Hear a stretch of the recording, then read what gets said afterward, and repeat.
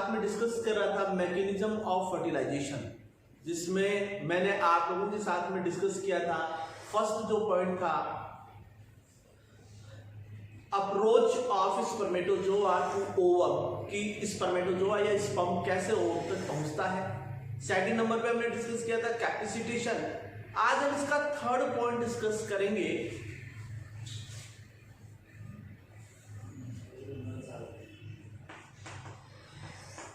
Contact of sperm to ovum. इसी को हम कहते हैं एक्रोसोमल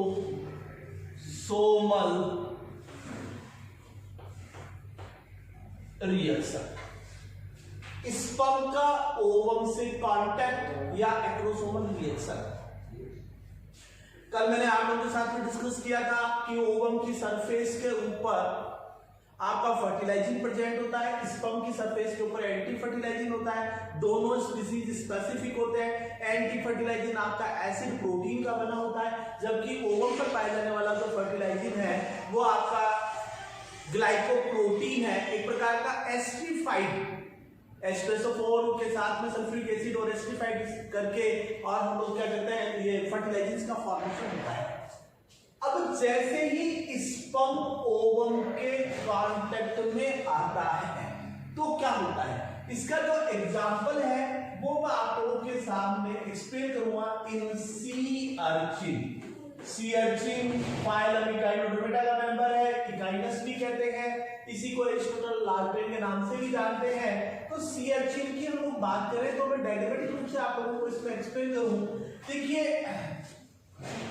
ये एग मेम्ब्रेन, या जिसको आप लोग ओवम की प्लाज्मा मेम्ब्रेन, ये है प्लाज्मा मेम्ब्रेन ऑफ ओवम। और ये है विटेलाइन मेम्ब्रेन, और ये मैंने बनाया इसके ऊपर जेली कॉट। ये क्या है, विटेलाइन मेम्ब्रेन, और ये क्या हो गया, जेली कोट। और यहां पर जैसे ही स्पर्म इसके कांटेक्ट में आएगा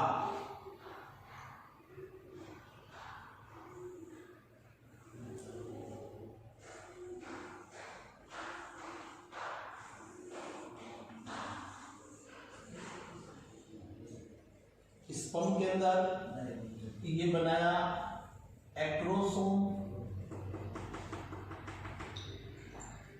और ये यहां पर बना दीजिए न्यूक्लियस।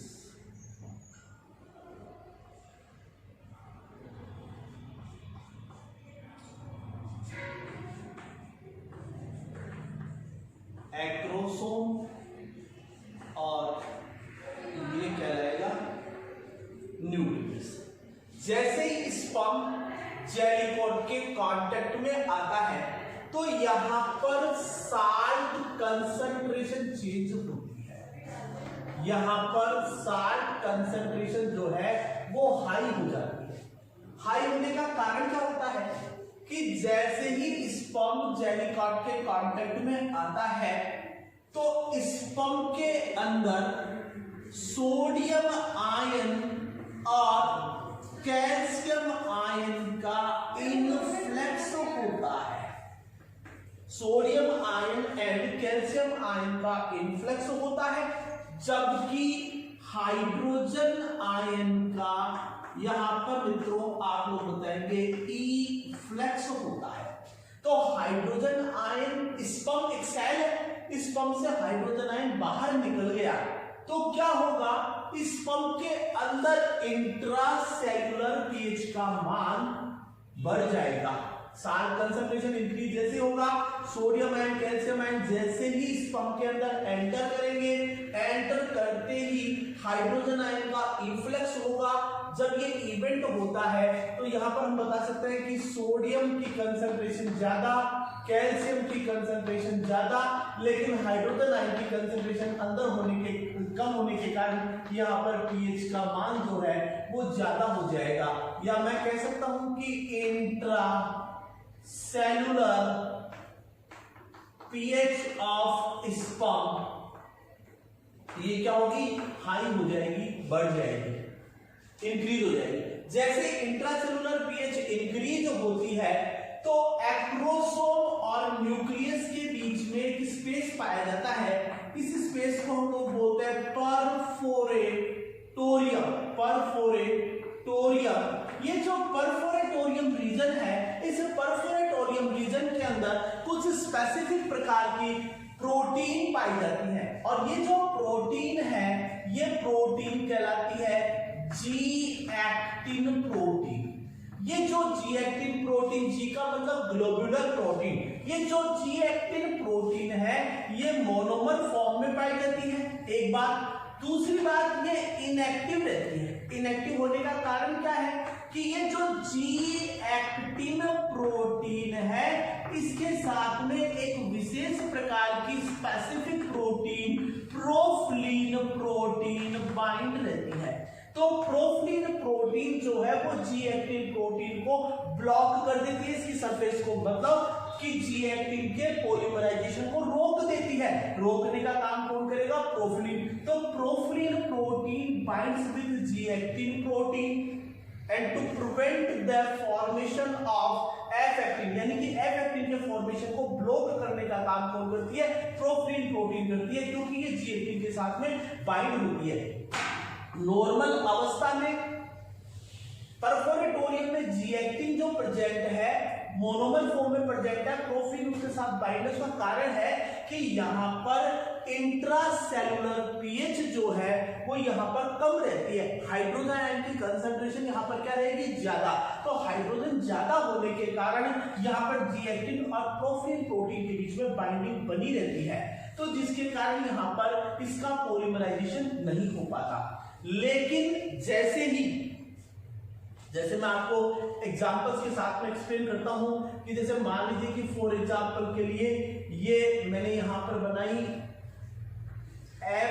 जी एक्टिन प्रोटीन, और इस जी एक्टिन प्रोटीन के साथ में यहां पर ये मित्रों बाइंड है प्रोफिलिन protein.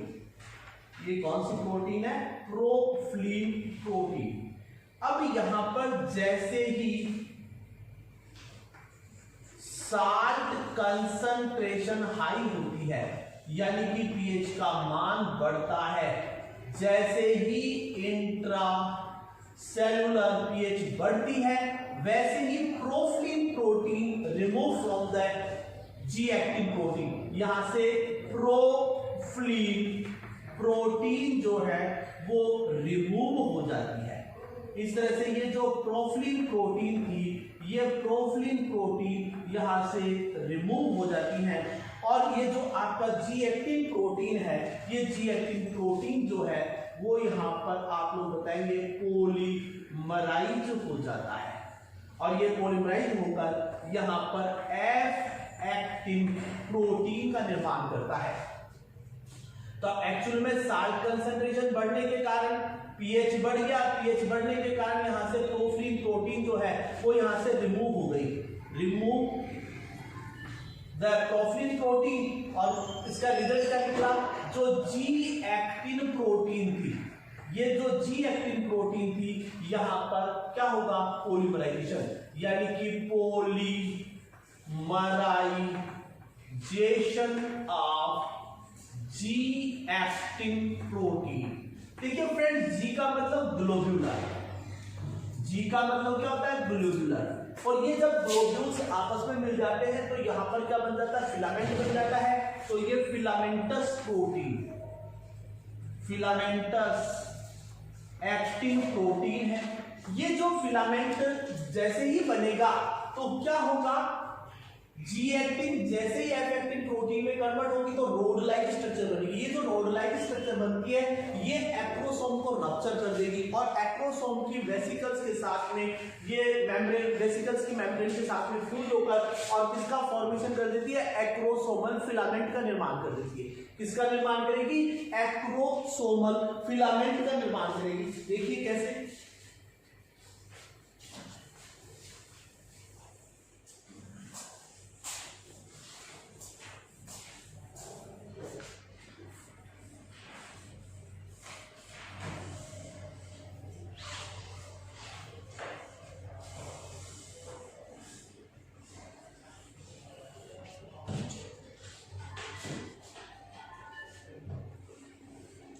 Plasma membrane, vitelline membrane और ये जेलीकॉट और यहां पर ये एक्रोसोम रप्चर हो गया।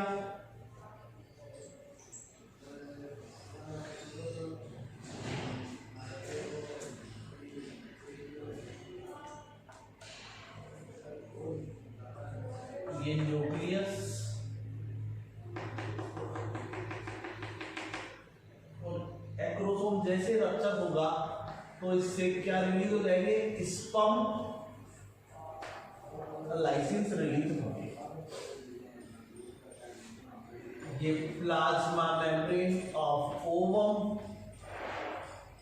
इस विटेलाइन मेम्ब्रेन, ये आपका क्या, ये सी अर्चिन के अंडे का जेलीकोट। और इसी तरह से यहां पर हम बना सकते हैं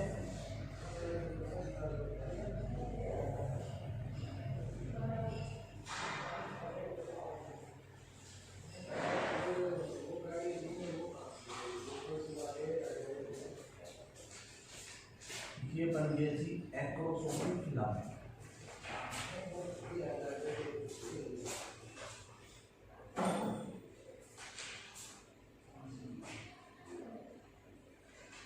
और एक्रोसोमल फिलामेंट के ऊपर कुछ विशेष प्रकार की प्रोटीन पाई जाती है जिसको हम बाइंडिंग प्रोटीन कहते हैं। और ये यहाँ पर स्पर्म लाइसिस रिलीज हो चुका है। ये क्या कहलाएगी, बाइंडिंग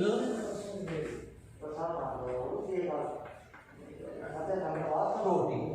ये क्या कहलाएगी, यहाँ पर बाइंडिंग प्रोटीन कहलाएगी। ये क्या है, बाइंडिंग प्रोटीन।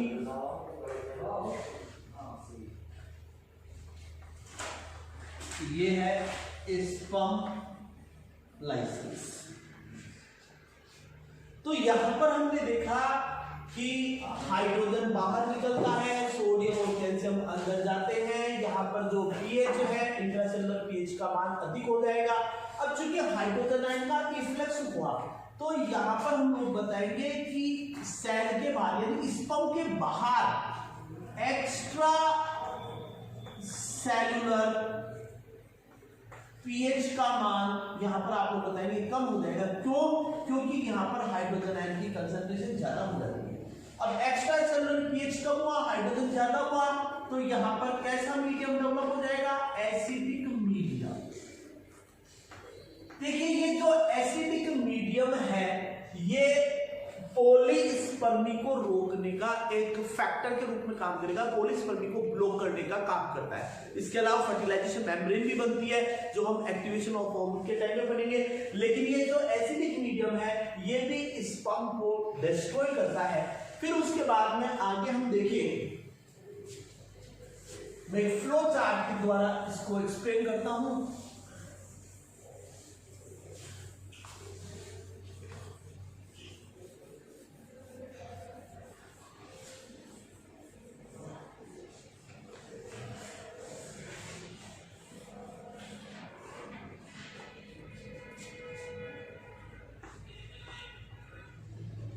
sperm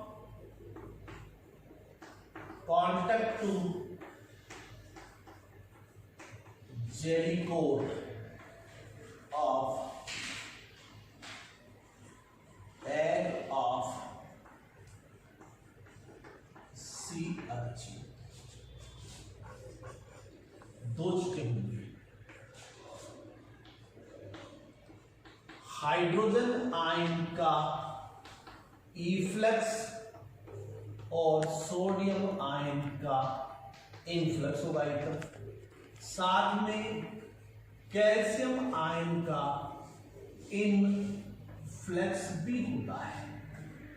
अब हाइड्रोजन आयन का इनफ्लक्स और सोडियम आयन का इनफ्लक्स होने के कारण यहां पर बताएंगे इंट्रा सेलुलर पीएच जो है वो इंक्रीज हो जाती है। इंट्रासेलुलर पीएच इंक्रीज होने के कारण क्या होगा, polymerization of G actin protein, जिससे क्या बनेगी, एफ एक्टिन पॉलीमर बन जाएगा। और ये एफ एक्टिन प्रोटीन जो है वो एक्रोसोमल फिलामेंट का निर्माण करेगा। मैमल्स में एक्रोसोमल फिलामेंट नहीं बनता, तो एक्रोसोमल फिलामेंट का निर्माण करेगा।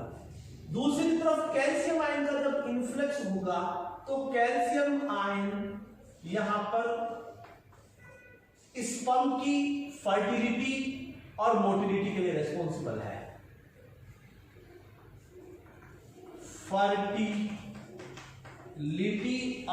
Fertility and motility of sperm, sperm की फर्टिलिटी एंड मोटिलिटी के लिए रेस्पॉन्सिबल है। दूसरा, कैल्शियम आयन की प्रेजेंस में क्या होगा, सिक्रेशन ऑफ बाइंडिंग प्रोटीन। ये जो बाइंडिंग प्रोटीन है ये स्पर्म को एग मेम्ब्रेन के साथ में अटैच रखने का काम करती है, उसके साथ बाइंड करने का काम करती है, बाइंडिंग को इंक्रीज करती है। और थर्ड यहां पर होगा release of sperm lysis, sperm lysis कह दीजिए या हाइड्रोलाइटिक एंजाइम्स कह दीजिए। तो देखिए ये फ्लो चार्ट बहुत इंपॉर्टेंट है। स्पर्म जैसे ही जेलीकॉट के कांटेक्ट में आएगा, हाइड्रोजन आयन का इनफ्लक्स, सोडियम आयन का इनफ्लक्स होगा, जिसके कारण इंट्रासेलुलर पीएच बढ़ जाएगी। जी एक्टिन का पॉलीमराइजेशन होने से एफ एक्टिन बनेगा, एक्रोसोमल फिलामेंट का फॉर्मेशन होगा। दूसरी तरफ कैल्शियम आयन का इनफ्लक्स होगा। ये कैल्शियम आयन का इनफ्लक्स जो है वो स्पर्म की फर्टिलिटी और मोटिलिटी को इंक्रीज करता है, साथ में बाइंडिंग प्रोटीन के स्त्रावन को बढ़ाता है, और तीसरा स्पर्म लाइसिस को मुक्त करवाने में भी सहायता करता है। अब हम लोग यहां पर बात करेंगे कि जो स्पर्म लाइसिस है उसके क्या फंक्शंस हैं, यानी एक्रोसोम का क्या कार्य है।